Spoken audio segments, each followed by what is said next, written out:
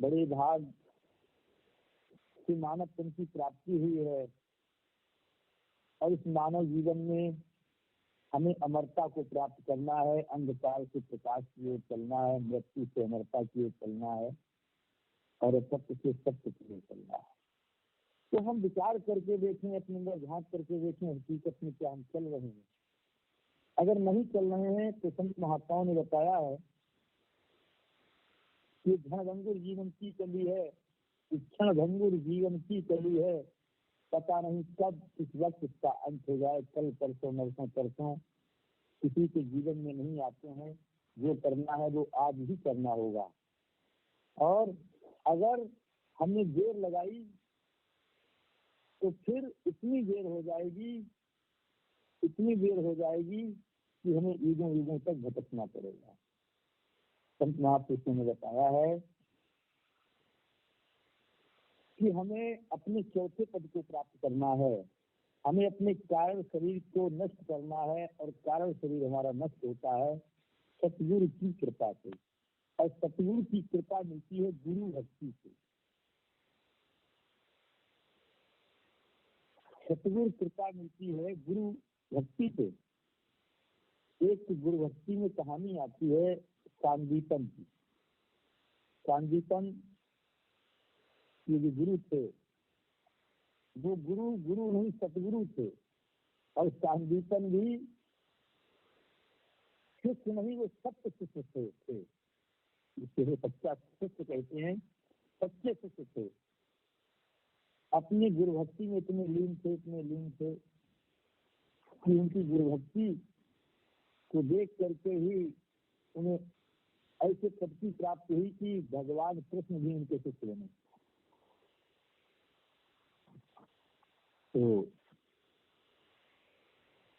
गुरु सांदीपन के जो गुरु थे उनके आश्रम में बहुत सारे शिष्य लोग सत्संगना करते थे, सेवा किया करते थे। तो एक बार गुरु जी ने परीक्षा लेनी चाहिए अपने शिष्यों की, क्योंकि गुरु परीक्षा जब लेगा और परीक्षा में जो उत्तीर्ण होगा हकीकत में वही इस मार्ग का अधिकारी होता है। और कोई हम आप सोचते हैं कलकाल के लिए गुरु परीक्षा नहीं देता, बगैर परीक्षा के हम इस मार्ग से आगे जा ही नहीं सकते हैं। इस आनंद रूपी सागर में आप तो जब ही जाएंगे जब हम परीक्षा में उत्तीर्ण होंगे। क्योंकि यहाँ कलकाल कॉलेज में हम आप पढ़ाई करते हैं, परीक्षा में उत्तीर्ण हो जाते हैं, तो हमको डिग्री डिप्लोमा मिल जाता है, तभी हम सरकारी नौकरी के अधिकारी बनते हैं। बस यही प्रक्रियाएं सारी चल रही हैं। संसार में जितनी नियम संयम बने हुए हैं वो सब अध्यात्म के आधार से ही बने हुए हैं, क्योंकि संसार के सारे नियम संयम वेदों से ही तो दिए गए। तो जो परीक्षा में उत्तीर्ण होता है, जो परीक्षा में फेल हो जाता है, वो सरकारी नौकरी प्राप्त नहीं कर पाता है। इसी प्रकार जो गुरु भक्ति में उत्तीर्ण हो जाता है वही परम आनंद का अधिकारी होता है, वही परम शांति का अधिकारी होता है, वही का कारण शरीर नष्ट होता है, वही चौथे पद का धनी होता है।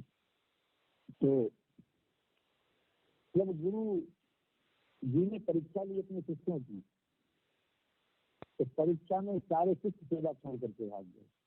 गुरु जी ने परीक्षा क्या ली? उनका शरीर तो बहुत सुंदर था, सांदीपन के गुरु का बहुत सुंदर थे, उनके शरीर से तेज निकलता था। लेकिन उन्होंने जब परीक्षा ली तो अपनी योग माया के द्वारा अपने शरीर को कोढ़ी बना लिया, कुश्ती बना लिया। उनके शरीर से कोढ़ पीने लगा और उन्होंने ऐसा किया, देखें कि ऐसे में मुझसे कौन घृणा करता है और कौन मेरी सेवा करता है। वैसे ही परीक्षा की। तो सांदीपन फिर भी सेवा में लगे रहे और जैसे पहले किया करते थे उससे भी विशेष तरीके से सेवा करने लगे, इस बात को सुन करके कि गुरु जी पर इस समय शारीरिक कष्ट है तो मुझे इस समय गुरु जी से एक पल भी अलग नहीं होना है, क्योंकि मौका आया है सेवा करने का। अभी तक तो गुरु जी समर्थ थे, शरीर से हस्त थे, अगर मैं थोड़ा बहुत इधर उधर हो भी जाता तब भी कोई बात नहीं थी, लेकिन अब तो गुरु जी को मेरी विशेष जरूरत है। तो सांदीपन जैसे विशेष तरीके से गुरु जी की सेवा करने लगे।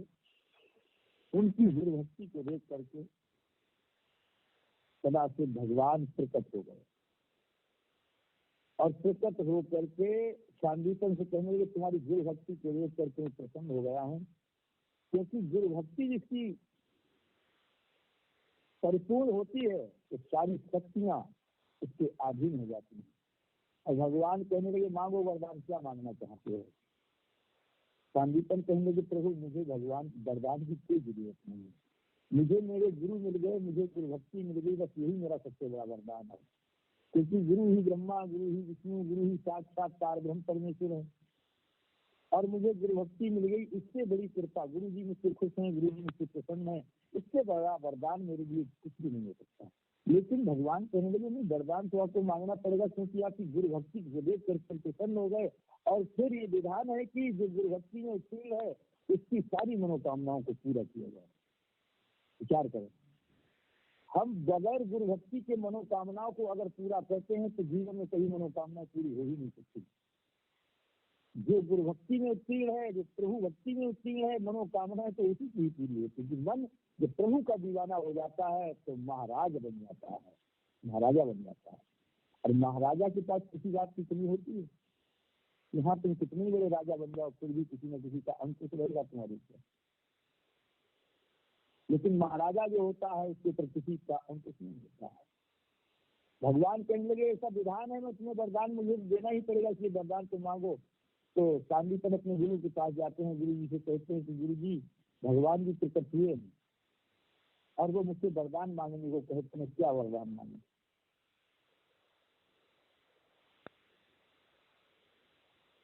बोले मर्जी तेरी को वरदान मांग लिया करके मैं क्या बताऊं। बोले प्रभु मैं ये वरदान मांगना चाहता हूँ कि आपका कोर्स ठीक हो जाए, आप शरीर से खुश हो जाए, ये वरदान मांगना चाहता हूँ। तो शांतिपन गुरु जी ने उन्हें बहुत नकारा, बहुत उल्टी सीधी सुनाई, जैसे कंडक, निर्लज, कामचोर, कायर, तू ये सोचता है मैं ठीक हो जाऊं और तू मेरी सेवा से वंचित हो जाए, मुझसे घृणा करता है क्या? गुरु जी के चरणों में लिपट गए शांतिपन जी। नहीं गुरु जी मेरा ऐसा विचार नहीं। जा करके उन्होंने फौरन सदाशिव से कहा कि मैं वरदान कोई मांगना नहीं चाहता, मुझे कोई वरदान नहीं चाहिए। फिर भी उन्होंने कहा नहीं वरदान तो आपको लेना ही पड़ेगा, वरदान तो आपको लेना ही पड़ेगा। मैं क्या वरदान दूंगा? तो वही आंखों से धारा बह रही थी। तो शांतिपन जी ने कहा प्रभु अगर वरदान ही देना चाहते हो तो मुझे वरदान ऐसा दो कि मेरे सतगुरु के चरणों में हमेशा अटूट श्रद्धा बनी रहे, कभी भी मेरे अंदर ऐसा विचार ना आए कि मैं गुरु से अलग हो जाऊं। बस यही मेरे लिए सबसे बड़ा वरदान होगा। भगवान भोलेनाथ जय जयकार करने लगे। ऐसे शांतिपन की गुरु भक्ति थी जो आगे चल करके जिनके भगवान कृष्ण जी के बने थे। गुरु सच्चिदानंद भगवान की गुरु भक्ति ही परमार्थ मार्ग में सबसे उन्नति का मार्ग है। इसलिए अपने अंदर गुरु भक्ति धारण करें, क्योंकि गुरु जिन्हें साकार रूप में मिलता है वही परम पिता परमात्मा जो सबसे हृदय में विराजमान है, उसी का साकार रूप में अवतरण होता है। जिसको गुरु के अंदर प्रभु दिखाई देने लगता है, जिसे को गुरु के अंदर अपना आपा दिखाई देने लगता है, समझो वही परमारथ की कविता उत्तराधिकारी बनता है। गुरु भगवान की जय। गुरुवर गुरुवर कब से पुकारूं, सुन लो गुरु पुकार, आरती गावे संगत आरती करो।